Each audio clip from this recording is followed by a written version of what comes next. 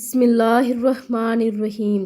رسول اللہ صلی اللہ علیہ وآلہ وسلم نے ارشاد فرمایا، والدہ کی خدمت کا انعام۔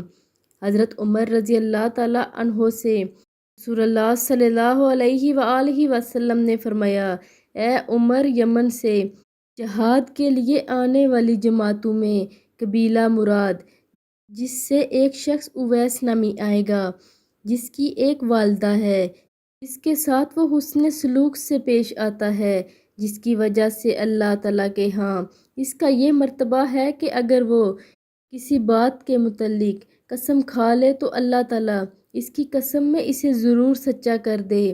اگر تم میں سے یہ ہو سکے کہ وہ تمہارے لیے استغفار کرے تو تم ایسا ضرور کر لینا، یعنی اس سے دعائے مغفرت کرا لینا۔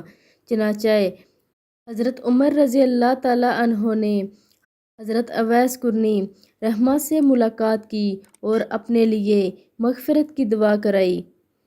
اس کا مطلب یہ ہے کہ جب کسی سے دعا کے لیے کہا جائے تو اسے چاہیے کہ تکلف نہ کرے اور تواضع کو آڑ بنا کر دعا سے انکار نہ کرے۔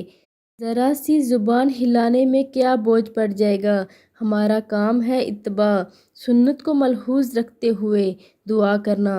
دعا کو قبول کرنے والی ذات تو خداوند قدوس کی ہے۔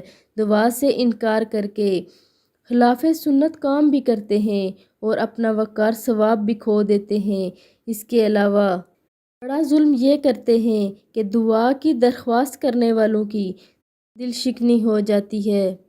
اسی لیے خود بھی اپنے چھوٹے بڑے سے دعا کی درخواست کرتے رہنا چاہیے، اور اگر کوئی چھوٹے بڑے ہم سے دعا کی درخواست کرے تو بخوبی قبول کرتے ہوئے اس کے لیے حسب منشاء دعائے خیر کرتے رہنا چاہیے۔ اللہ پاک ہمیں پڑھ کر اس پر عمل کرنے کی توفیق عطا فرمائے۔ آمین ثم آمین۔